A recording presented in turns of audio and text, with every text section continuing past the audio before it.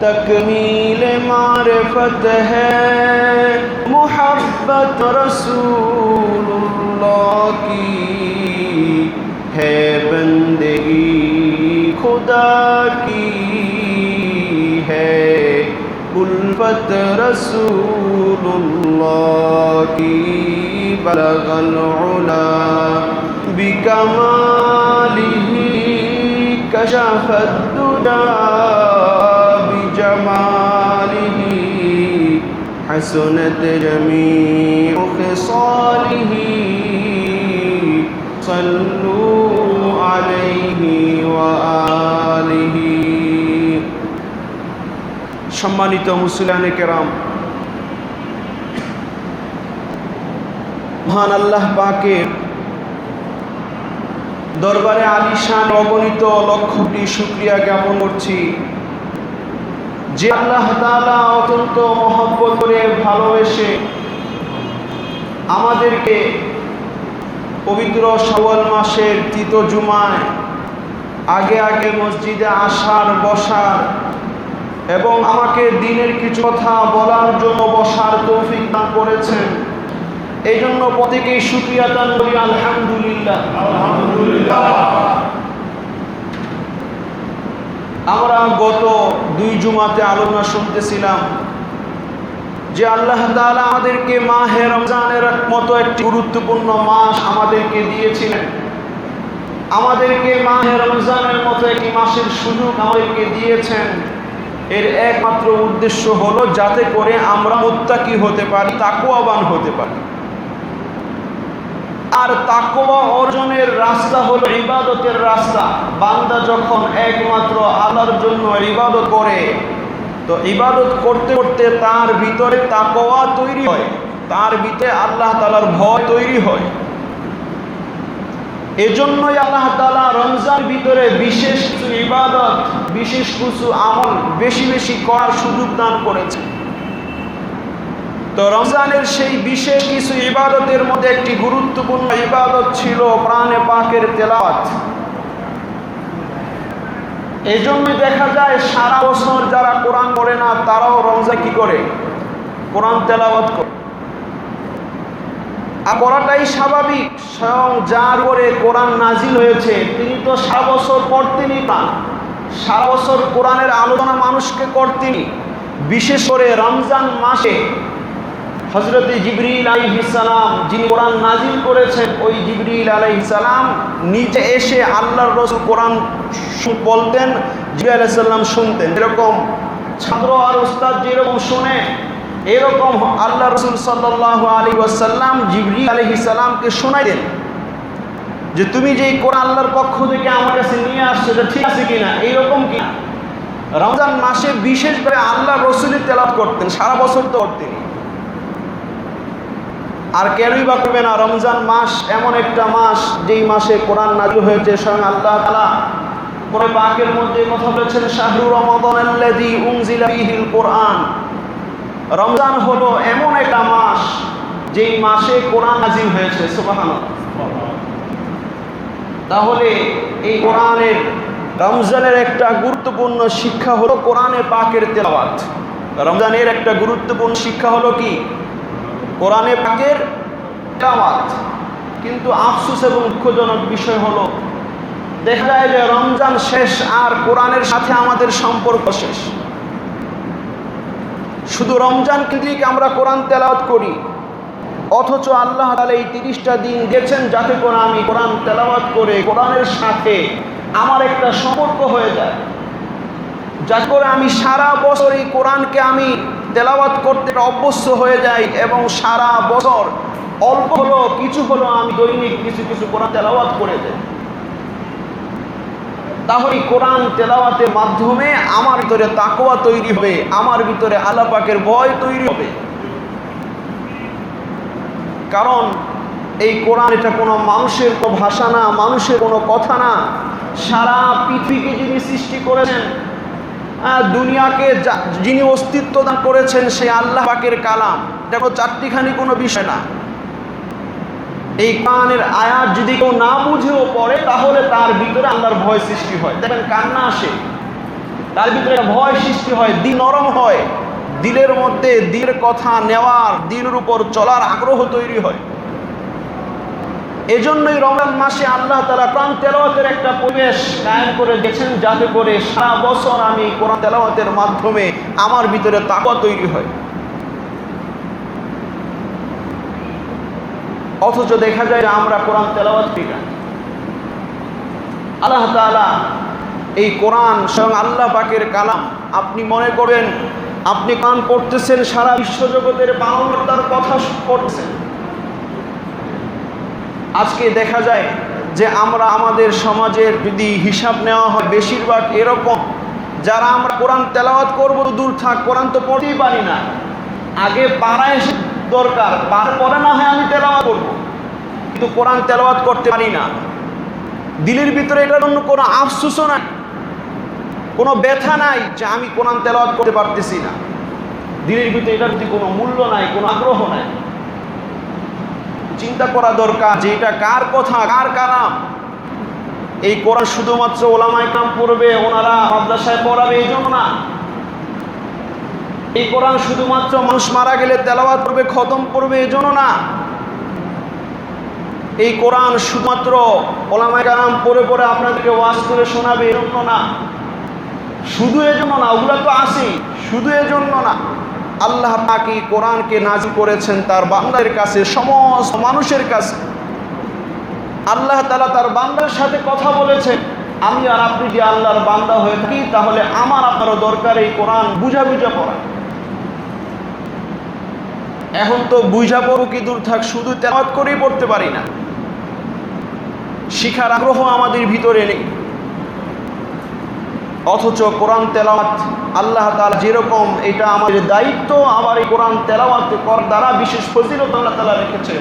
শুধু রমজানে কোরআন তেলাওয়াতের ফজিলত এরকম না, রমজানের বাহিরেও সব সময় কেউ যদি কোরআন তেলাওয়াত করে ফজিলত আছে না নাই? এক হাদিসের মধ্যে এসেছে আল্লাহ রাসূল সাল্লাল্লাহু আলাইহি ওয়াসাল্লাম এই করতে কথা বলতেছেন, মান ক্বারা হারফাম মিনাল কুরআন ফালাহু হাসানাহ ওয়াল হাসানাতু আশরু আমসালিহা। আল্লাহ রাসূল সাল্লাল্লাহু আলাইহি ওয়াসাল্লাম কথা বলেন যে নাকি কোরআন তেলাওয়াত করে, ফালাহু হারফাম মিনাল কুরআন, যে কোরআনের একটা হরফ তেলাওয়াত করে। কয়টা হরফ? একটা হরফ তেলাওয়াত করে, ফালাহু হাসানা, তার জন্য একটা হরফ তেলাওয়াত করার বিনিময়ে রয়ে গেছে সওয়াব। ওয়াল হাসানাতু আশরু আমসালিহা, আর সওয়াব এক না, একটা হরফের সওয়াব 10 গুণ, মানে একটা হরফ তেলাওয়াত করলে 10টা কি দান করেন। সুবহানাল্লাহ। আল্লাহ রাসূল আবার বুঝাইতেছেন, লা আকুলু আলিফ লাম মিম হারফু, আমি এ কথা বলি না যে কোরআনের সূরা বাকারার শুরু যে আলিফ লাম মিম আছে, এর অর্থ কেউ জানে না, কোনো আলেমও জানে না। যেটার অর্থ কেউ জানে না, এমন একটা শব্দ, এই শব্দ করলেই সব বুঝা গেল। কোরআন তেলাওয়াত করলে অর্থ বোঝা লাগে না, অর্থ না বুঝাও সব পাওয়া যায়। জোরে বলেন সুবহানাল্লাহ। এটা ভিন্ন কথা। আমাদের জন্য জরুরি কোরআনের অর্থ বুঝতে চেষ্টা করা, আমাদের জন্য জরুরি কোরআন বুঝে পাওয়ার চেষ্টা করা। তাহলে তো মূল যেই মাকসাদ, যে জন্য কোরআনকে নাজিল করা হলো, আল্লাহ তাআলা আপনার আমার সাথে কথা বলতেছেন, আমি যদি কথাটা বোঝারই চেষ্টা না করি তাহলে তো কোনো ফায়দা নাই। এটা ভিন্ন মাসআলা, কিন্তু এটা কোরআনের বৈশিষ্ট্য। কেউ যদি না বুঝেও কোরআন তেলাওয়াত করে, প্রত্যেক হরফে 10টা নেকি দিবেন কে? স্বয়ং আল্লাহ। আওয়াজ দিয়ে সাথে সাথে তাহলে বুঝবা আপনার আলোচনা বুঝছেন। না বুঝে পড়লো সওয়াব। দলিল কি? এই হাদিসটি দলিল। আলিফ লাম মিম কোনো অর্থই নাই। এটার মধ্যে আল্লাহ রাসূল বলতেছেন কি? 30 নেকি। আল্লাহ রাসূল বলেন, লা আকুলু আলিফ লাম মিম হারফুন, আলিফ লাম মিমের এই পুরোটাকে আমি এক হরফ বলতেছি না, ওয়ালাকিন আলিফু হারফুন ওয়া লামু হারফুন ওয়া মিমু হারফুন, বরং এই আলিফ লাম মিম, এই আলিফ একটা হরফ, লাম একটা হরফ, মিম একটা হরফ, মানে 3 হরফ। এই 3 হরফ পড়ার কারণেই আল্লাহ তাআলা 30টা দান করবেন। বলেন সুবহানাল্লাহ। এই জন্য কোরআন আমাদেরকে পড়া দরকার। শুধু পড়া না, কেউ যদি ভালোবাসা নিয়ে, মহব্বত নিয়ে কোরআনের দিকে তাকায়ও থাকে, তবুও সওয়াব দিবেন কে? আল্লাহ। কারণ এটা মহব্বতের বিষয়। কারণ কেউ যখন কাউকে ভালোবাসে, কেউ যখন কাউকে মহব্বত করে, এটা সংখ্যা গয়না সওয়াব লাগে না। সংখ্যা গণে তো মানুষের আগ্রহ সৃষ্টি করার জন্য আল্লাহ রাসূলের কথা বলেছেন, জানাইছেন যে এক এক হরফে 10 নেকি।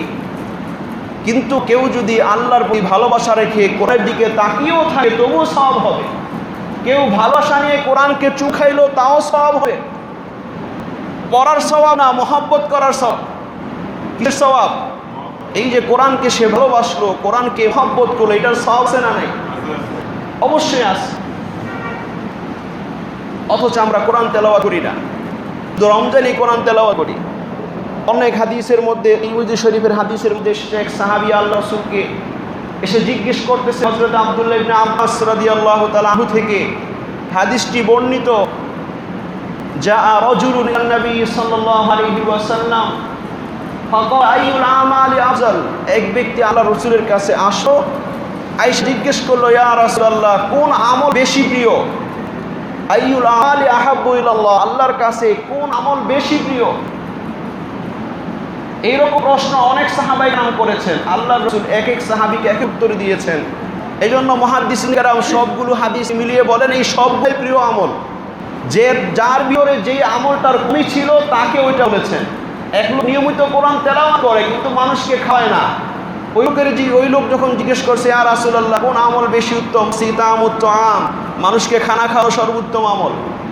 আবার আরেক ব্যক্তি মানুষকে খানাও খাওয়ায়, কোরআন তেলাওয়াতও করে কিন্তু জিহাদে করে না। ওই ব্যক্তি জিজ্ঞেস করছে, ইয়া রাসূলুল্লাহ, আইয়ুল আমালি আহাব্বু ইলাল্লাহ, আইয়ুল আমালি আফজাল, কোন আমল বেশি উত্তম? তাকে বলছেন আল জিহাদ ফি সাবিলিল্লাহ, আল্লাহর রাস্তায় জিহাদ করা সবচেয়ে উত্তম আমল। এক ব্যক্তি বাবা মার খেদমত করে না, বাবা মার সাথে ভালো আচরণ করে না, এমনি সব আমল করে। এই যখন জিজ্ঞেস করছে, ইয়া রাসূলুল্লাহ, আইয়ুল আমালি আহাব্বু ইলাল্লাহ, আল্লাহর কাছে কোন আমল বেশি উত্তম? বলছে বিররু ওয়ালিদাইন, পিতামাতার সাথে সদাচরণ করা, এটা ভালো আমল। তো এইরকম এক সাহাবী আল্লাহর রাসূলকে জিজ্ঞেস করেছে, ইয়া রাসূলুল্লাহ, আইয়ুল আমালি আহাব্বু ইলাল্লাহ, আল্লাহর কাছে কোন আমল বেশি উত্তম? আল্লাহ রাসূল বলতেছেন আল হাল্লু আল মুতাহিলু, বললেন যে প্রবেশকারী এবং প্রস্থানকারী। উত্তম আমল কোনটা? প্রবেশ করা এবং প্রস্থান করা। আপনারা কিছু বুঝছেন? এই প্রবেশ করা আর প্রস্থান করা মানে কি? এরকম আপনারাও বুঝেন, ওই সাহাবীও বুঝেন। এখন আবার জিজ্ঞেস করছে, মাল হালু আল মুরতাহিলু ইয়া রাসূলুল্লাহ, আল্লাহর রাসূল, এই যে প্রবেশ করা প্রস্থান করা এটার মানে কি, কি উদ্দেশ্য? আল্লাহ রাসূল বলতেছেন, আল হালু আল মুরতাহিলু ইয়াজরিবু মিন আওয়ালিল কুরআনি ইলা আখিরিহি, যে নাকি কোরআনের শুরু থেকে শেষ পর্যন্ত দৌড়ায়, সেই হচ্ছে হালার মুরতাহিল। কুল্লামা হাল্লা ইরতালা, যখনই সে কোরআনে ঢুকে ওই এক জায়গায় থাকে না, এক জায়গা থেকে আরেক জায়গায় প্রস্থান করে চলে যায়। সুবহানাল্লাহ। মানে আল্লাহ রাসূল এই কথা বলেছেন যে নাকি কোরআন শুরু করে ওই জায়গায় থাকে না, ওই যে একদিন এক পৃষ্ঠা পড়ছে আর 15 দিন কোনো খবর নাই, এরকম না। সে কোরআনে যখন ঢুকেছে সেখান থেকে প্রস্থান করতেই চলে যায়। কুল্লামা হাল্লা, যখনই কোরআনে ঢুকে ইরতাহালা, সেই স্থান থেকে আরেক স্থানে চলে যায়, এক জায়গা থেকে আরেক জায়গায়, এক জায়গায় সে স্থির থাকে না। এই আমলটা হচ্ছে আল্লাহ তাআলার কাছে সবচেয়ে প্রিয় আমল। এইরকম এক জায়গায় থাকা না থাকার বিষয়ে আপনি আমার সাথে কাজ করতে পারি, এটা তো তেলাওয়াতের ক্ষেত্রে, মুখস্থ করার ক্ষেত্রে। ওই যে মক্তবে 4টা সূরা শিখছিলাম, এখন আর অন্য কোনো সূরা শেখার মুখস্থ করার প্রয়োজনীয়তা অনুভব করি না। অথচ পুরা কোরআন হিফজ করার ফজিলত তো আলাদাভাবে আছে। আমি পুরা কোরআন না পারি, কমপক্ষে ফজিলতপূর্ণ বিশেষ সূরা ইয়াসিন মুখস্থ করি, সূরা আর রহমান মুখস্থ করি, সূরা ওয়াকিয়া মুখস্থ করি। কিন্তু বাস আমরা ওই যে 4টা সূরা শিখছি ওইটা অশুদ্ধ, নামাজ পড়তেছি সারা জীবন, আর আমি 80 বছর 60 বছর 70 বছর হয়ে যাইতেছে, আমি ওই এক জায়গায় থামা, কোরআনকে আরেকটু বেশি মুখস্থ করি, এই আগ্রহ আপনার আমার ধরে নেয়। তাইলে কুলামা হাল্লা ইরহালা কোথায় হইলো? আমি তো 4 সূরার মধ্যেই আছি এখন। আমি তো এর প্রস্থান করি 4 সূরা থেকে, 4 সূরাকে 5 সূরা মুখস্থ আমার আছে, এইটার প্রতি আমি আগ্রহী না, করি না। আর অনেকে তো এরকম আছে 4টা সূরাও পারি না, নামাজ কীভাবে পড়বো এতটুকু জানি না। এগুলো আমাদের জন্য শিখা ফরজ। নামাজ শুদ্ধ হওয়া পরিমাণ কোরআন শিখা শুদ্ধভাবে, এটা কি সবার উপরে ফরজ। কারণ নামাজ যেরকম ফরজ, আর ফরজ আদায়ে যেটা ছাড়া করা যায় না ওইটা অর্জন করাও কি ফরজ। এটা একটা মৌলিক নীতি। কোনো ফরজ আদায় করার জন্য যেটা জরুরি ওইটা অর্জন করাও কি ফরজ। এই জন্য আমরা কোরআন তেলাওয়াত করতে হবে। হাদিসের মধ্যে এসে যে নাকি কোরআনকে তেলাওয়াত করে, যে নাকি নিয়মিত কোরআনকে তেলাওয়াত করে, হাশরের ময়দানে তার কেমন দাম হবে, কেমন ইজ্জত হবে। হযরতে আম্মা আয়েশা রাদিয়াল্লাহু তাআলা আনহা থেকে হাদিস বর্ণিত, তিনি বলেন, আবু দাউদ শরীফ, নাসাই শরীফ হাদিসটি এসেছে, ইউকালু লিসাহিবিল কুরআন ইকরা ওয়ারকা ওয়ারাতিল কামা কুনতা তুরাতিলুহা ফিদ দুনিয়া ফাইন্না মানজিলাতাকা ইনদা আখিরি আয়াতিন বিহা। আম্মাজান আয়েশা সিদ্দিকা রাদিয়াল্লাহু তাআলা আনহা বলেন, যে নাকি সাহেবে কোরআন, যে নাকি সারা জীবন কোরআনের সাথে তার সম্পর্ক রেখেছে, যে নাকি নিয়মিত কোরআন তেলাওয়াত করত, যে নাকি শুদ্ধ সহি শুদ্ধভাবে দুনিয়াতে কোরআন তেলাওয়াত করেছে, কোরআন হিফজ করেছে, কোরআন পড়ার অভ্যাস করেছে, এমন ব্যক্তিকে বলা হবে ইউকালু লিসাহিবিল কোরআন ইকরা। যেরকম দুনিয়াতে পড়েছে, আল্লাহ তাআলা হাশরের ময়দানে সমস্ত মানুষের সামনে বলবেন যে ইকরা, আজকে তুমি পড়া শোনো। সুবহানাল্লাহ। সমস্ত মানুষের সামনে এই সম্মান আল্লাহ তাআলা কাকে দিবেন? যে দুনিয়াতে কোরআন তেলাওয়াত করেছে। আল্লাহ তাআলা বলেন ইকরা, ওয়ারকা, পড়ো আর উপরে উঠতে থাকো, ওয়ারাত্তিল, আর শুদ্ধভাবে তারতিলের সাথে পড়ো, কামা কুনতা তুরাতিলুহা ফিদ দুনিয়া, যেরকম তারতিলের সাথে তুমি দুনিয়াতে এই কোরআনকে তেলাওয়াত করতা। সুবহানাল্লাহ। তো তুমি দুনিয়াতে যেই রকম তেলাওয়াত করতা, ওই রকম ভাবে আজকে হাশরের ময়দানে সবার সামনে তেলাওয়াত করো আর উপরে উঠতে থাকো। ফাইনা মানজিলাতাকা ইনদা আখিরি আয়াতিন বিহা। আল্লাহ তাআলা বলতেছেন, কেননা আজকে তোমার মর্যাদার স্তর, এই আয়াত পড়তে পড়তে এক আয়াত পড়বা, একটু উপরে উঠবা, শেষ আয়াত পর্যন্ত যত উপরে যাইবা তোমার মর্যাদা এত উপরে। সুবহানাল্লাহ। তাহলে আপনি চিন্তা করি এই কোরআন শিক্ষার মধ্যে, পড়ার মধ্যে কত লাভ। আমি আপনি দুনিয়ার ক্ষেত্রে চিন্তা করি, যদি আমার একটা 10 তলা অথবা 5 তলা একটা বাড়ি বানাইতে পারি, তাহলে মনে করি আমার মতো সফল কাম আর কেউ নাই। সুবহানাল্লাহ। আছে কি না? মনে করে আমার মতো সফল কাম আর কেউ নাই। আমার মতো এত সফল ব্যবসায়ী আর কে আছে? আমার মতো এত সফল জীবিকা নির্বাহী কে আছে? আমি এই করেছি, সেই করেছি, বহুতলা ভবন বানিয়েছি, গার্মেন্টস বানিয়েছি, ফ্যাক্টরি বানিয়েছি, কিন্তু আমার যে আখিরাতে একেবারে জিরো, এটা আমার কোনো খবর নাই। কারণ দুনিয়ার জীবন তো ক্ষণস্থায়ী, একেবারে সংক্ষিপ্ত জীবন। আখিরাতের জীবন শুরু হবে তো শেষ হবে না। তাহলে আমি দুনিয়ার ক্ষণস্থায়ী জীবন, তাও আমি চিরকাল বাঁচবো কিনা এটারও কোনো কি নাই, ভরসা নাই। আমি যে বহুতলা ভবন বানাচ্ছি, এটার মধ্যে আমি থাকতে পারবো কয় বছর, কোনো গ্যারান্টি আছে? কোনো গ্যারান্টি নাই। অথচ আমি কোরআন পড়তেও পারি না, আর কোরআন পড়ার দ্বারা যে হাসরের ময়দানে যে সওয়াব, আর হাসরের ময়দানে ব্যবসা বাণিজ্য করার কোনো সুযোগ নাই। আপনাদের এই এলাকায় তো তেলের ব্যবসায়ী, তেলের ব্যবসা করে যে বহু বহু বিল্ডিং বানাচ্ছেন, হাসরের ময়দানে গিয়ে তেলের ব্যবসা করতে পারবেন? কথা বলেন, পারবেন? পারবেন না। তাইলে দুনিয়াতে আপনার বহুতল ভবন দরকার, এই জন্য আপনি ব্যবসা বাণিজ্য করেন, আখিরাতে দরকার নাই।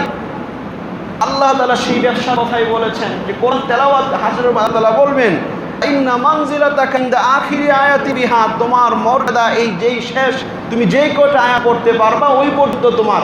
সুবহানাল্লাহ।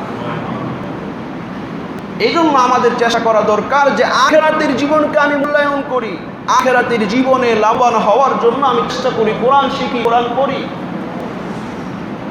আমাদের অনেকে আছে যারা আমরা কোরআন পড়ি কিন্তু ঠিকমতো ভালো মতো পড়তে পারি না, ঠিকমতো শিখি নাই, শিখলো এরকম বাক্কা হয় নাই, এটকে যায়, আগে আজকে আমরা পড়ি। এই যে একটা অবস্থা হাদিসের মধ্যে, এটার ব্যাপারে ফজিলত আসছে।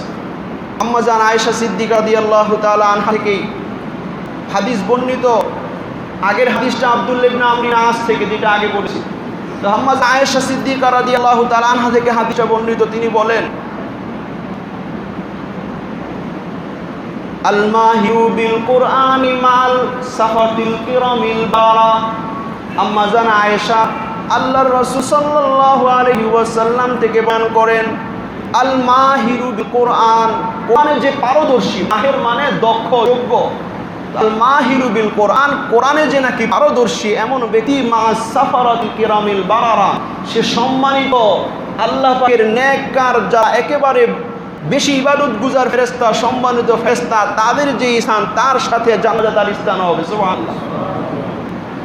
ওয়াল্লাযী ইয়াকরাউল কুরআনা ওয়া ইয়াতাতাউ ফীহি, আল্লাহ রাসূল বলেন আর আমার এই উম্মত নাকি কোরআন তেলাওয়াত করে, ওয়া হুয়া ইয়াতাতাউ ফীহি, আর সে ওই কোরআন তেলাওয়াত করতে গিয়ে সে আটকে পড়ে, থেমে থেমে পড়ে, মানে ঠিকমতো পড়তে পারে না, একটা শব্দ কয়েকবার পড়ে আবার থেমে যায়। এই যে থেমে থেমে আটকে যে পড়াটা, এই পড়াটা ইয়াতাউ শব্দের অর্থ ওয়া হুয়া ইয়াতাতাউ ফীহি, আর সে আটকা গিয়ে যে কোরআনে যেই তেলাওয়াত করে, আল্লাহ রাসূল সাল্লাল্লাহু আলাইহি ওয়াসাল্লাম বলেন বহু আলাইহি শাক, আর এই যে আটকে যাওয়ার কারণে তার যে কষ্ট হইতেছে, কষ্ট হয় না? একজন যে বড় হাফেজ সে যখন পড়ে সে 20 মিনিট এক পারা পড়ে ফেলে, আর সাধারণ মানুষ যে কোরআন ঠিকমতো পড়তে পারে না, 1 ঘন্টা 1.5 ঘন্টা লাগে এক পা তেলাওয়াত করতে।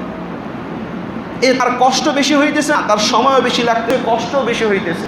আল্লাহ রাসূল হুয়া আলাইহি শাক, যে নাকি আটকে কোরআন তেলাওয়াত করে আর তার কাছে সেটা খুব কঠিন হয়, কঠিন মনে হয়, ফালাহু আজরান, তার জন্য 2টা সওয়াব। সুবহানাল্লাহ। মানে একটা তেলাওয়াতের সওয়াব, আরেকটা সে যে কষ্ট করে পড়লো এই কষ্টের সওয়াব। সুবহানাল্লাহ। তিরমিজি শরীফের হাদিস। এজন্য আমরা যারা কোরআন তেলাওয়াত করতে পারি না, কোরআনটাকে নেই, রমজানে কোরআন তেলাওয়াত করেছি এখন কোরআন ছেড়ে দিলাম, এরকম না, বরং এখনো আমার কোরআন তেলাওয়াত করা দরকার, এখনো সেই সওয়াব আছে, এই সওয়াব রমজানে হয়েছে। এখন আমাদের হক যে আমরা কোরআনকে পড়ি, কোরআনকে ভালোবাসি, কোরআনকে আমাদের জীবনে নিয়ে আসি।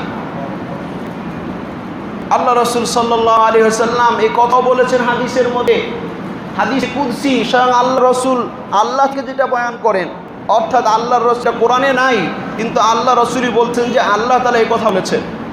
হযরত আবু সাঈদ খুদরী থেকে হাদিস বর্ণিত, তিনি এই কথা বলেছেন যে নাকি কোরআন পড়তে গিয়ে, কোরআনে লিপ্ত হয়ে, কোরআন শিখতে গিয়ে, পড়তে গিয়ে সে আল্লাহ তাআলার কাছে চাইতে পারে না, মানে কোরআন শিখতে গিয়ে, তেলাওয়াত করতে গিয়ে লম্বা দোয়া করতে পারে না, দোয়া করার সময় পায় না। আল্লাহ তাআলা কেউ লম্বা দোয়া করে যা পাবে এর চেয়ে বেশি তাকে দিবেন। সুবহানাল্লাহ।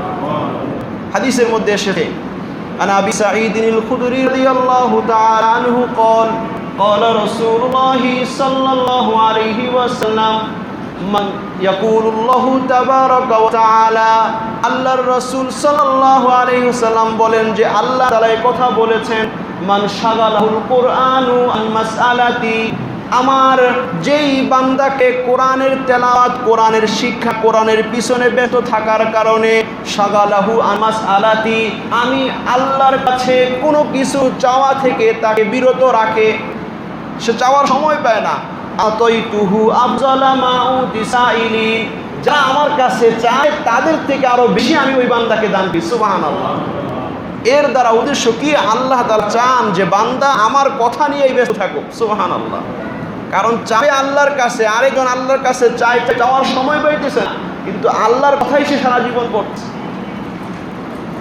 আমি আপনি চিন্তা করি কথাগুলো কার? আল্লাহর। আল্লাহ রাসূলের কথা বলেছেন, আল্লাহ তাআলা কোরআনে জানিয়েছেন ওমা ইয়ানতিকু আনিল হাওয়া ইন হুয়া ইল্লা ওয়াহইয়ুহা, আল্লাহ তাআলা নিজের, আল্লাহ রাসূল মন থেকে কোনো কথা বলেন না, এই সব হচ্ছে আল্লাহ পাকের পক্ষ থেকে ওহী। তাইলে এই কোরআন এটা দুনিয়ার আর কোনো কিতাবের মতো না, এটা দুনিয়ার অন্য কোনো কিতাবের মতো না, স্বয়ং আল্লাহর পক্ষ থেকে কিতাব, স্বয়ং আল্লাহ পাকের কথা, এটা আল্লাহ পাকের জবান থেকে বের হয়েছে। আমি আর আপনি দেখা যায় আজকে দুনিয়াতে এখন তো চিঠিপত্রের রেওয়াজ কমে গেছে, এখন তো মেসেজ, চিঠির জায়গায় চলে আসছে কি মেসেজ, টেক্সট, আবার কলে ফোন দিয়েও মানুষ সংবাদ দেয়। তো আগের জমানায় আপনারা হয়তো ওই জমানা পেয়েছেন, যেহেতু আমি পাইছি আপনারা আরও আগে পেয়েছেন। বিদেশ থেকে যদি কেউ চিঠি পাঠাইতো তখন অনেকে পড়তে পারে না, খোঁজখবর কে পড়তে পারে তাই ডাইকা নিয়ে আসতো যে চিঠিটা পড়েন, খুব আগ্রহ নিয়ে পরিবারের সবাই একসাথে পড়তো। একবার পড়ে নাই, মার কাছে যদি চিঠি লেখা থাকে মায় ওইটা বাবা, ওই ছেলে বিদেশ থেকে আসার আগ পর্যন্ত সারা জীবন কয়দিন পরে পরেই পড়তো যে আমার ছেলে আমাকে লেখছে। হইতো কিনা, এরকম হইতো কিনা? তাহলে আমি আর আপনি চিন্তা করি যে কোরআন বারবার পড়ার কথা কেন বলা হয়? এটার নাম মোহাব্বত, এটার নাম ভালোবাসা।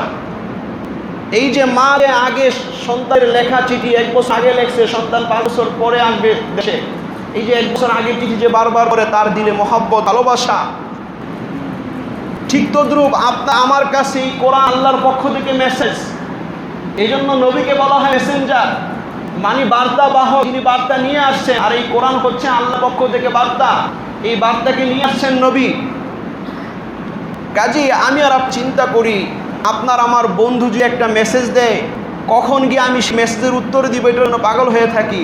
নামাজে আইসা ওইটা চিন্তা যে আমার বন্ধু একটা মেসেজ দিয়ে আসে, কি উত্তর জানিয়ে দিল, আর গিয়ে দেখতে হবে, এরকমই হয়। তাহলে আমি আপনি চিন্তা করি এই কোরআনটা আপনার আমার রবের পক্ষ থেকে আপনার আমার কাছে মেসেজ। তো আল্লাহ তা কোরআনে কি বললে এটা জানার আগ্রহ আমাদের কয়জনের ভিতরে আছে? আল্লাহ তাআলা তো আমাকে বলেছেন, শুধু আলী সাহেবকে বলেছেন, মুফতি সাহেবকে বলেছেন এরকম না, সমস্ত বান্দাদের কাছে আল্লাহর পক্ষ থেকে একটা মেসেজ। এই জন্য এই কোরআনকে শিখতে হবে। আমি যদি এই কোরআনকে শিখি তাহলে আমি আমার দাম বাড়বে। যারাই কোরআনকে মূল্যায়ন করেছে, যারাই কোরআনকে সম্মান করেছে, তার মূল্য বাড়ায় দেয় কে? স্বয়ং আল্লাহ। এটা একেবারে প্রমাণিত জিনিস। কারণ কোরআন যেহেতু দামি, এই কোরআন যেখানে মিলবে, যার সাথে মিলবে, তার দাম আল্লাহ বাড়ায় দিবে। সুবহানাল্লাহ। এবং এটা আমরা দেখিও, কারণ কোরআন দামি কেন? কোরআন হচ্ছে আল্লাহ পাকের কথা। নিয়ে আসছেন কে? সর্বশ্রেষ্ঠ ফেরেশতা। কার কাছে দিয়েছেন? সর্বশ্রেষ্ঠ নবী। কখন নাজিল হয়েছে? শ্রেষ্ঠ মাসে। কোন দিন নাজিল হয়েছে? শ্রেষ্ঠ দিনে। কোন ভাষায় নাজিল হয়েছে? সর্বশ্রেষ্ঠ ভাষা, আরবি ভাষায় নাজিল হয়েছে। কোরআনের সাথে সম্পৃক্ত সব বিষয় শ্রেষ্ঠ। সুবহানাল্লাহ। কাজী যেই কোরআনের সাথে মিশবে, কোরআনের সাথে মিলবে, কোরআনের সাথে নিজের সম্পর্ক বাড়াবে, তার মর্যাদাও আল্লাহ শ্রেষ্ঠ করে দিবে। এটা আল্লাহ তাআলা কোরআনেই বলেছেন, ইয়ারফাউল্লাহুল্লাযিনা আমানু ওয়াল্লাযিনা উতুল ইলমা দারাজাত। যারা ঈমান এনেছে এবং কোরআনের ইলম যাদেরকে দেওয়া হয়েছে, তাদের মর্যাদাকে আল্লাহ বাড়ায় দিন। সুবহানাল্লাহ। তাই আমি আর আপনি চিন্তা করি এই কোরআনকে আমি আর আপনি কতটুকু সম্মান করি। আজকে আফসোসের বিষয়, দুঃখজনক বিষয় হলো আজকে মুসলমান এরকম, যারা মুসলমান আমরা কোরআনকে সম্মান করব দুথা, এখন আমাদের ভিতরে, মুসলমানদের ভিতরে কাফেরদের আখলাক, কাফেরদের কোরআনের ব্যাপারে কাফেরদের যে আচরণ, এই আচরণও আমাদের সমাজের অনেক মুসলিমের মধ্যে আছে। আসি না বলেন? কিভাবে আসে? আল্লাহ তাআলা সূরা হামিম সেজদার 26 নম্বর আয়াতে কথা বলছেন, وَقَالَ الَّذِينَ كَفَرُوا لَا تَسْمَعُوا لِهَذَا الْقُرْآنِ وَالْغَوْا فِيهِ لَعَلَّكُمْ تَغْلِبُونَ। আল্লাহ তাআলা কোরআনে কারীমের সূরাতুল হামিম সেজদার 26 নম্বর আয়াতে বলেন, আর যারা নাকি কাফের, তারা আল্লাহর রসুলের জমানায় যখন আল্লাহর রসুল কোরআন তেলাওয়াত করতেন, যখন আল্লাহর রসুল কোরআনের আয়াত পড়ে পড়ে মানুষকে, কাফেরদেরকে, তার উম্মতদেরকে এবং কাফেরদেরকে কোরআনের আয়াত পড়ে যখন দাওয়াত দিতেন, তখন অনেক কাফের মুশরিকরাও, অনেক ইয়াহুদ নাসারারাও আল্লাহর রসুলের কোরআনের তেলাওয়াত শুনতো। সুবহানাল্লাহ। আল্লাহ রসুল যে নসিহত করতেন শুনতো, এদের ভালো লাগতো শুনতে। কিন্তু যারা কাফেরদের লিডার যারা ছিল, এরা চাইতো না এই কোরআন না শুনে, কারণ কোরআন শুনলেই ভক্ত হয়ে যাবে, ভক্ত হয়ে গেলে ইসলাম গ্রহণ করবে, তখন আমাদের নেতাগি চলে যাবে। আল্লাহ তাআলা এই ঘটনা কোরআনে বয়ান করে বলেছেন, ওয়াকালাল্লাযিনা কাফারু, যারা নাকি কুফরি করেছে, যারা কাফের, তারা কথা বলে, লা তাসমাউ লিহাযা কুরআন, ও মানুষেরা তোমরা এই কোরআনকে তোমরা শুনো না। নাউযুবিল্লাহ। মানে এই যে কোরআন তেলাওয়াত যে মুহাম্মদ করে, তোমরা শুনো না। লা তাসমাউ, তোমরা শুনো না। ওয়ালগাউ ফীহি, বরঞ্চ মুহাম্মদ যখন নাকি এই কোরআনকে তেলাওয়াত করবে, তার তেলাওয়াতের সময় এই কোরআনের বিষয়ে তোমরা হট্টগোল লাগাই দিবা। তারা তাদের চেলাদেরকে এই নসিহত করতো, হট্টগোল লাগাই দেবো। ওয়ালগাউ ফীহি, কেন? লাআল্লাকুম তাগলিবুন, যাতে করে তোমরা এই মুসলমানদের উপরে বিজয় লাভ করতে পারো। নাউযুবিল্লাহ। আজকে দেখা যায় যে আমরা কোরআন শুনতে নিষেধ করি না, কিন্তু কোরআন শিখতে নিষেধ করি। কোরআন কি করতে নিষেধ করি? শিখতে। আজকে আমাদের সমাজে দেখা যায় কোরআন শিখার আগ্রহ নাই। কোরআন শিখলে যে সওয়াব আছে, এটার যে একটা দাম আছে, মূল্য আছে, নাই। এক বন্ধু আরেক বন্ধুরে বলে, হুজুর বানি কি করবি, কোরআন হাদিস হ্যাঁ কোনো দাম আছে, ইজ্জত আছে, কোনো সম্মান আছে, টাকা পয়সা কয় টাকার বেতন পাইবো, ইনকাম করবো, ইংলিশ মিডিয়ামে নিয়ে দে, আছে কাজ কিনা বলেন? বহু আছে, বহু আছে। এই কথা বলতে কাফেররা বলতে কোরআন শুনো না, আমরা কোরআন শিখাইও না, তাহলে আমাদের সাথে তাদের সাথে মিল আছে না নাই? আরে কথা বলেন, আছে নাই? কেন? এরা বলতো আল্লাকুম তাগলিবুন, তাতে করো তোমরা তাদের উপর বিজয় লাভ করো। আমরা করি যে হুজুররা কয়েক হাজার টাকা বেতন পায়, হ্যাঁ ভালো ইঞ্জিনিয়ার বানাও, ডাক্তার বানাও, হ্যাঁ আরও দুনিয়াবি যত শিক্ষা করো, তাহলে অনেক টাকা ইনকাম করতে পারো। এই চিন্তা থেকেই আমরা কোরআন শিখাই না, আর কোরআন শিখার প্রতি গুরুত্বও দেই না। সবাইকে আলেম বানাতে হবে এরকম জরুরি না, এটা আল্লাহকেরও ইচ্ছা না। কারণ সবাই যদি আলেম হয়ে যায়, তাইলে আলেমদের শ্রোতা হবে কে? সবাই যদি আলেম হয় তাহলে শ্রোতা হয় কে? কিন্তু সবার জন্য কোরআন তেলাওয়াত শিখা, নামাজ শুদ্ধ পরিমাণ কোরআন শিখা সবার জন্য ফরজ। কিন্তু আমরা তো ওইটার প্রতিও গুরুত্ব নাই, ওইটার প্রতিও গুরুত্ব নাই। আমরা আজকে কোরআনকে একটা পরিত্যক্ত জিনিস হিসেবে রাখছি, এটাকে মাঝে মধ্যে দইরা স্নান করবো, মাঝে মধ্যে ময়লা লাগলে পরিষ্কার করব। ময়লা লাগার সুযোগ দিলাম কেন? আমি কোরআন মনে করি যে কোরআন ময়লা লেগে গেছে, মাঝে মধ্যে পরিষ্কার করি, আমার তো হেলা এখানে আমার কোরআনে ময়লা লাগার সুযোগ আসলো কেন? আমি যদি দৈনিক কোরআন তেলাওয়াত করতাম, আমার কোরআনে ময়লা লাগা কোনো প্রশ্নই আসে না। মাসে মাস আমার ঘরের ভিতরে রেখে দিয়েছি। এখন দেখা যায় ঘরে টিভি আছে, ভয়ে হায়, কোরআনের সামনে টিভি চলে, কোরআনের সামনে নাজায়েজ অশ্লীল নাচ চলে, কোরআনটাকে মসজিদে রেখে হয়ে যায়। আছে কিনা বলেন? এখন কোরআনে যে কোরআন থাকার যে বরকত, ওইটা থেকেও মাহরুম। কোরআন ঘরে থাকলেও একটা বরকত আছে, এখন ওইটা থেকেও সে বঞ্চিত। কোরআন কেন না এখন মসজিদে রেখে দিয়েছে। এই জন্য আমাদেরকে বুঝতে হবে কোরআনকে ভালোবাসতে। আজকে কোরআন আমরা মুসলিমদের কাছে অবহেলিত। আমরা কোরআনকে তেমন মূল্য দিই না, কোরআনের শিক্ষায় মূল্য দিই না। আমার বাচ্চাকে ইংলিশ মিডিয়ামে পড়াবো, সকাল থেকে উঠায় দিই কোচিংয়ে যাওয়ার জন্য, কিন্তু বাচ্চাকে কোরআন শিখলো কিনা, বাচ্চা কোরআন পড়তে পারে কিনা আমার কোনো খোঁজখবর নাই। বাচ্চা তো কিছু জানে না। এরা আপনি যেইটা শিখার ব্যবস্থা করবেন সে ওইটাই শিখবে। কিন্তু অপরাধী আমি যদি আমার বাচ্চাকে কোরআন না শিখাই, তাহলে এই বাচ্চা হাসরের ময়দানে আমাকে আমার ঘাড়ে পাড়া দিয়ে সে জাহান্নামে যাবে। এটা আমার বানানো কথা, কোরআনের কথা। বাচ্চা বলবে আজকে আমার যারা আমার গোমরা তাদেরকে আমার পায়ের নিচে ফেলাম, এদের গা পাড়া দিয়ে আমি জাহান্নামে যাব। এই জন্য আমরা কোরআন কাজকে অবহেলা করি। কোরআন পড়ানোর জন্য 200 টাকা 300 টাকা দিয়ে পড়ে। এটা ভিন্ন কথা যে কোরআন যদি কোনো আলেম সাহেব, কোনো হাফেজ সাহেব যদি ফ্রি পড়ান সওয়াবে নিয়তে, কারণ ওনার জীবিকার ব্যবস্থা আল্লাহ অন্যভাবে করে দিয়েছেন, এই জন্য উনি কোনো টাকা নেন না, তাহলে উনি সওয়াব পাবেন। তো আমার আপনার দিলে কোরআনের মূল্য কতটুকু সেটা প্রমাণ হয়। আমি আর আপনি ইংলিশ পড়ানোর জন্য 5000 টাকা গণায় দিতেও রাজি আছি, কিন্তু কোরআনের জন্য যদি কোনো আলেম সাহেব বলে 1000 টাকা দেন, হ্যাঁ হুজুর আপনি এখাস নাই, নিয়ত ঠিক নাই, হ্যাঁ কোরআনটা এবার টাকা নেয়নি, এত টাকা লাগেনি, আছে কিনা বলেন? হুজুরের বিষয় পড়ে, হুজুর যদি একলাখ সাথে পড়ায়, ওনার জীবিকার ব্যবস্থা আল্লাহ অন্যভাবে করে দিয়েছেন, ওনার জরিয়াত পুরা হয়ে যায়। এই জন্য ফ্রি পড়ান। বহু মানুষ আছে, আমার দাদা সারা জীবন ফ্রি কোরআন সে পড়ায় গেছে। এখন কেউ যদি ফ্রি পড়ায়, তার জীবিকার ব্যবস্থা হয়ে গেছে, সে নেয় না। কিন্তু আমি আর আপনার আমার দিলে কোরআনের মূল্য কতটুকু আছে চিন্তা করি। ইংলিশ পড়ানোর জন্য 5000 টাকা দিত আমার দিলে ভাজে না, কোরআন পড়ানোর জন্য 1000 টাকা 500 টাকা দিলে আমি মনে করি এত টাকা দরকার নেই। আছে কিনা বলেন?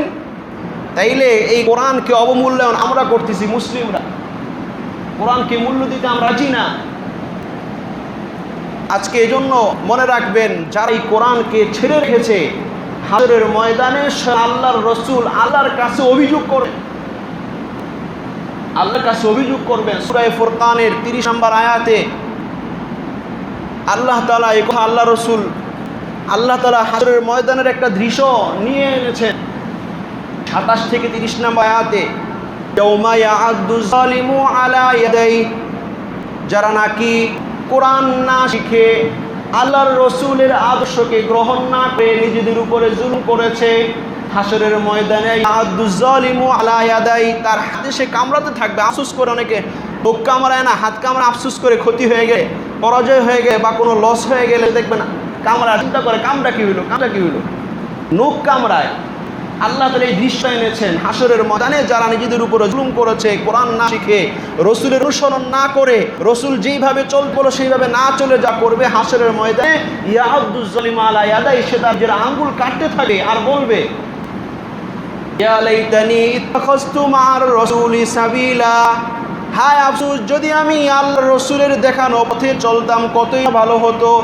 ইয়া লাইতানি ইয়া ওয়াইলাতা লাইতানি লাম আত্তাখিজ ফুলানান খলিলা, হায় আমার আফসোস আমি যদি এই আলেম ওলামাদেরকে রসুলের দেখানো পথে যারা রাখতো তাদেরকে বন্ধু গ্রহণ না করে, আমি যদি অন্য যাকে বন্ধু হিসেবে গ্রহণ করার কারণে আমি কোরআন থেকে দূরে ছিলাম, আমি যদি তাকে বন্ধু হিসেবে গ্রহণ না করতাম তাহলে কতই না ভালো হতো। বন্ধু বন্ধুকে দিন থেকে দূরে রাখে। এই জন্য নিয়ম হলো যারা দিনদার তাদেরকে বন্ধু বানান, যাতে করে আপনার বন্ধু আপনাকে দিনের পথে নিয়ে আসে। এটার অনেক শানজুল আছে, অনেক ঘটনা আছে, ওইকে লম্বা সময় গেলে সময় হবে না। শুধু বোঝানোর উদ্দেশ্য হাসরের ময়দানের এই দৃশ্যটা টেনে এর পরবর্তী আয়াতে আল্লাহ তাআলা এই কথা বলতেছে, ওয়াকালা রাসূলু ইয়া রাব্বি ইন্না কওমি তাখাযু হাদাল কুরআনা মাহজুরা। ওই হাসরের ময়দানে ওইরকম একটা পরিস্থিতিতে রসুলকে বলবেন, ওয়াকালার রসুলু, আর রসুল সেদিন বলবেন ইয়া রাব্বি, ও আমার রব, ইন্না কওমি, নিশ্চয় আমার সম্প্রদায়, আমার উম্মত, আমার মুসলিম জাতির, আমার উম্মতেরা, ইত্তাখাযু হাযাল কুরআনা মাহজুরা, তারা এই কোরআনকে পরিত্যক্ত হিসেবে রেখেছে। নাউযুবিল্লাহ। মাহজুর মানে পরিত্যক্ত, হাসি ঠাট্টার বিষয়। এলে রসুল সেদিন অভিযোগ করবে, কওমি, আমার কওম, আমার সম্প্রদায়, আমার উম্মত, এরা আমার এই কোরআনকে ছেড়ে রেখেছে, আমার এই কোরআনকে তারা মাহজুর, পরিত্যক্ত মনে রেখেছে, ফেলে রাখার, এটাকে না শিখার, এটা গ্রহণ না করার বিষয় হিসেবে তারা গ্রহণ করেছে। নাউযুবিল্লাহ। আজকে আমি আর চিন্তা করি আমাদের ভিতরে মানসিকতা এরকমই। কোরআনকে মূল্যায়ন করার বহু দিক আছে, এই বিষয়ে আলোচনা করলে একজম আলোচনা করতে হবে। সাহাবায়ে কেরাম কোরআনকে কীভাবে মূল্যায়ন করতেন, আজকে কোরআনকে মূল্যায়ন করি না বিদায় ভালো আইন তৈরি হয় না। মসজিদে ইমাম সাহেব রাখবো, চিন্তা করি যে ইমাম সাহেবের বেতন কম দিলে থাকারে রাখি। আপনাদের মসজিদের কথা বলতেছি না, বাংলাদেশে এরকম মসজিদ হাজার আছে আমাদের দেখা। কোরআন শরীফ অশুদ্ধ পড়ে তাকে রাখতেছে, কারণ কি 3000 টাকার বেতন আছে। এলে ভালো আলেম পাবেন কিভাবে? কারণ কি ভালো আলেমের তো মূল্য নেই। ঢাকা শহরে বড় বড় আলেমের কোনো অভাব নেই, প্রত্যেক মসজিদে ভালো আলেম, কিন্তু গ্রাম অঞ্চলে গিয়া দেখেন উনি ওই গ্রামের ছেলে, কিন্তু উনি তো মূল্য পায় না। ওনার পরিবারই চলেন ওখানকার, যে ওখানে থাকবে কীভাবে? উনি শহরে চলে আসেন, পরিবার চালানো তো ফরজ, কারণ মসজিদ মাদ্রাসা খেদমত করা ফরজ না, এটা মুস্তাহাব। খেদমত করা কি ফরজ? আমি ইচ্ছা করলে ব্যবসা বাণিজ্য করতে পারি, আমি ইচ্ছা করলে অন্য চাকরি বাকরি করতে পারি, বাকি আমি যে দিন খেদমত বেছে নিয়েছি এটা আমার মুস্তাহাব কাজ, কিন্তু আমার পরিবারের খরচ বহন করার এই জন্য চেষ্টাটা আমার জন্য ফরজ। তাহলে ওনার যদি প্রয়োজনীয় না হয় উনি কেমনে কী করবেন? কিন্তু আজকে দেখে আমরা কোরআনকে অমূল্যায়নের একটা সুরত বলতেছি, যে আমরা কোরআনের শিক্ষাকে মূল্য দেই না। আজকে আমি ইঞ্জিনিয়ার হয়েছি, ডাক্তার হয়েছি, অথবা সরকারি চাকরিজীবী হয়েছি, আমার বেতন 80-90 হাজার, অনেক বেশি, যাই হোক, আমি মনে করি এটা আমার যোগ্যতা। কিন্তু মনে রাখবেন, একটা যোগ্য আলেম, একটা ভালো আলেম, ওই যে নাকি কোরআন সমস্ত আয়াতের তর্জমা বুঝে, যে কোনো হাদিস আপনি দিবেন তার তর্জমা সে বলতে পারে, এবং ইসলাম যে কিতাব থেকে এসেছে আরবদের সাথেও সে টক্কর লাগায় দিনী বিষয়ে আলোচনা করার মতো যোগ্যতা রাখে। এইরকম যোগ্যতা সম্পূর্ণ একটা আলেম হওয়ার জন্য আপনি ইঞ্জিনিয়ার হওয়ার পথে যতটুকু কষ্ট করেছেন, এর চেয়ে 1000 গুণ কষ্ট করেছে, ঠিক কিনা বলেন? আপনি খবর নিয়ে দেখেন মাদ্রাসাগুলো কত মেহনত তারা করে। কিন্তু আপনি মনে করছি যে হুজুরের বেতন যদি 20,000, 30,000, 40,000 হয়, বাবা এত বেতন, বুঝা গেল ওই কোরআনী জ্ঞানের যোগ্যতা মূল্য আমার দিলে নাই। আর আমি আমার বিদ্যাটাকে, আমার কোরআন, আমার ইঞ্জিনিয়ার বিদ্যা, আমার চিকিৎসা বিদ্যা, আমার টেকনোলজি বিদ্যা, ওইটাকে মনে করতেছি অনেক বড় কিছু আমি অর্জন করেছি, আমি 1 লক্ষকে 2 লক্ষ বেতনের যোগ্য। আর হুজুর এত জায়গায় বেতন লাগে, জামুরিওয়ালায় তো চলে, হ্যাঁ গো সংসার চলে, হুজুরের সংসার চলবো না গেলে আসে না, আসি কিনা বলেন? কারণ কি, এটা কোনো বিষয় না। আলেমরা যদি মানুষ কোনো বেতনও না দেয়, তবুও কিছু আলেম আছে তারা দিনের খেদমতের স্বার্থে এই লাইনে থাকবে। কিন্তু আপনার আমার অবস্থা, আমি আর আপনি এই জ্ঞানটা কতটুকু মূল্য দিলাম? আমি আর জ্ঞানটা কতটুকু মূল্যায়ন করি? কোরআন কতটুকু মূল্যায়ন করি? এই জন্য বুড়া বুড়াদেরকে আল্লাহ রসুল হাসির মধ্যে বলবেন যে আমার উম্মতই আমার এই কোরআন ছেড়ে রেখেছে। সাহাবায়ে কেরাম কোরআনকে কেমন মূল্যায়ন করতেন? সাহাবায়ে কেরাম নিজের এক সন্তান শুধু ইয়াসিন সূরা শিখেছে, এই খুশিতে উট জবাই করে সবাইকে খাওয়াইছে, সুবহানাল্লাহ। এটাও কোরআন মূল্যায়ন করার একটা দিক। আমি আর আপনি এসএসসি পাস করছি, এইচএসসি পাস করছে, আমি আর আপনি বহু মিষ্টি খাওয়াই, খুশি হই, কিন্তু সাহাবায়ে কেরাম আমাদেরকে শিক্ষা দিয়ে গেছেন আমার ছেলে ইয়াসিন সূরা শিখে, সূরা বাকারা শিখছে, উট জবাই করে সবাইকে আয়োজন করে খাওয়াই খুশিতে, সুবহানাল্লাহ। মানে কোরআনের প্রতি তার ভালোবাসাটা সে প্রকাশ করল। হযরত ওমর সিদ্দিক রাদিয়াল্লাহু আনহুর খেলাফত সময়ে রাষ্ট্র ব্যবস্থার একটা বাচ্চাকে অল্প বয়সের তাকে উনি প্রতিনিধি বানাইছেন, পার্লামেন্ট সদস্য নিয়েছেন। অনেক বড় বড় সাহাবায়ে কেরাম বলছেন আব্দুল্লাহ ইবনে আব্বাসকে কেন আনছেন?